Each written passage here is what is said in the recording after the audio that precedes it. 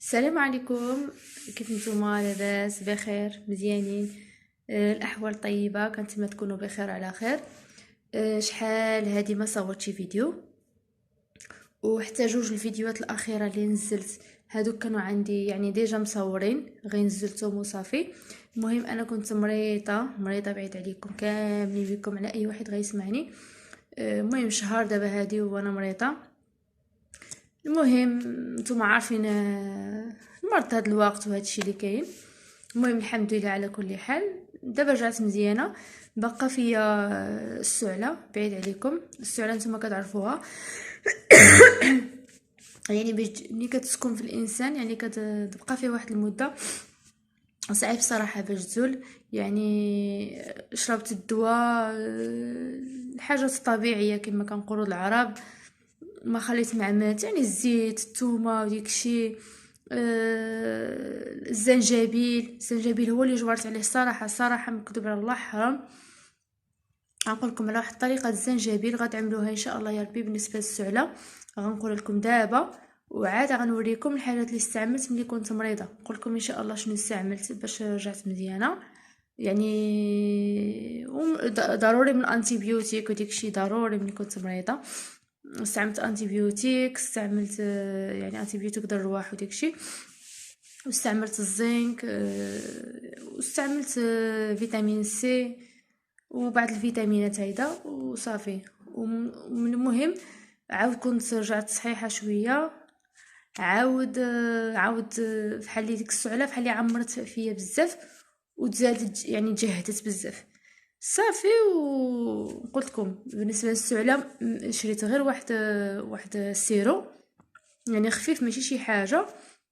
استعمل الزنجبيل كنشبرو وكنقطع منه واحد طريف هيدا، المهم قد هيدا طريف ماشي كبير، وكنحكو بالحكاكه.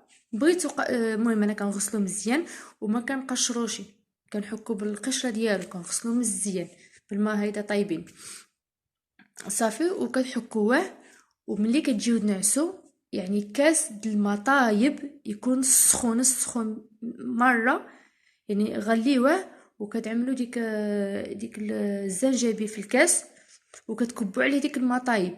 الا قدرتوا تشربوه المهم نتوما نهار الاولي شربوه بديك الطريقه هذيك، ما تزيدوا عليه حتى شي حاجه.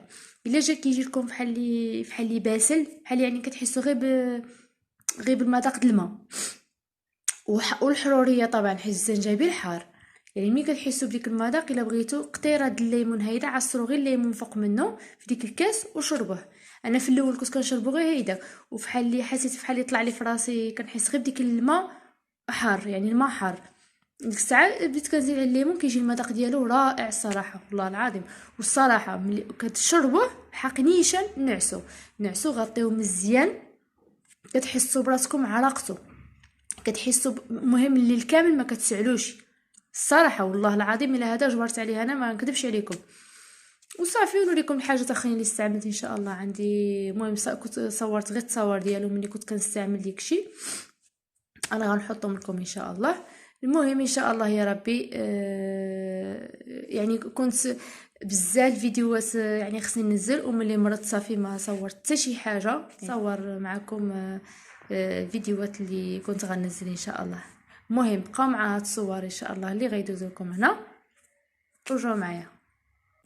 بالنسبه لهنا كيف ما كتشوفوا عندي الليمونه يعني الحامض والقرنفل كنشبر ومع الزنجبيل. ها هو الزنجبيل اللي ما نعرف الله اعلم كنعرفش الزنجبيل.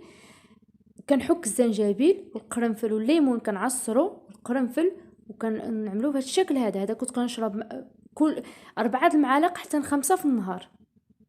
كتشوفوا كيفاش كيجي. ثاني حاجه هنايا عندنا هذا الضرو، اللي ما كيعرفش الضرو هذا كيكون في المناطق الجبليه. المهم حنا موجود عندنا في الشمال صراحه. انا جابوا لي راجلي من طريقه الغابه. المهم هذا مزيان بزاف. هذوك القوق كتمضغوهم اولا كامل بالعشب كتغليوهم في الماء وكتشربوا الماء ديالهم. شربوهم في الليل في النهار فوقاش ما بغيتو. بالنسبه لهذا الشيح اللي انا بدي ما كنتش كنعرف الشيح حتى دابا عاد عرفتو اول مره. هذا كتبخروا به الدار كطلعوه في الخنافر ديالكم كتحاولوا تشموه. هذا مزيان بزاف يعني الفيروسات وكل شيء، وكتلقاه في الدار وممكن تخلطوه مع اي حاجه، القرنفل، القرفه، اي حاجه، المهم مزيان. وبالنسبه هنايا عندنا السحتر، كيبقاو تنساو لي الاسماء ديالهم. السحتر هذا كنت كنلقن به اتاي، كنعملوه في الماكله، جميع انواع الماكله كنزيد مع السحتر. وهنايا كما كتشوفوا السكنجبير والليمون، قلت لكم جبرت عليه السعله غير بجوج بيهم يعني، اولا غير سكنجبير والماء، المهم نتوما تعرفوا، انا قلت لكم الطريقه في الفيديو. وكذلك عندنا هنايا وغنيه عن التعريف الشريحه والثومه وزيت الزيتون. يعني زيت الزيتون مزيان، شريحه مزيانه يعني انتيبيوتيك فيها، وشريحه كذلك مزيانه. شربوا معلقه على الريق في الصباح ومعلقه ملي تجيو تنعسوا، يعني مهم مزيانه الصراحه. وهنايا عندنا فليو كنت كنلقن به اتاي حتى هو السحتر. المهم انا وريتكم الحاجه اللي معايا اللي استفدت منها انا. وطبعا ربي هو اللي كيشافينا، وربي هو اللي كيعافينا، والدعاء والحمد لله والشكر لله على كل حال. ويا ربي الحبيب يا ربي يزول هاد الكورونا في اقرب وقت ممكن. وهما جا اللقاح، وكنتمنى يا ربي ينفع البشريه. ومهم خليكم في هاد الساعه، ما نزيدش نطول عليكم اكثر. المهم انا جيت غير ضربت دويره عندكم باش كاين بزاف الناس سقساوني قالوا لي شحال ما بنتي وديكشي، شحال ما صورتي شي فيديو. هذا انا عملت فيديو باش تشوفوني انني الحمد لله مزيانه، يعني كنت مريضه الصراحه ولكن الحمد لله شكرا لله دابا مزيانه. ونتلاقاو شي فيديو اخر ان شاء الله، ان شاء الله يا ربي. بسلام عليكم، نخليكم في امان الله، باي باي.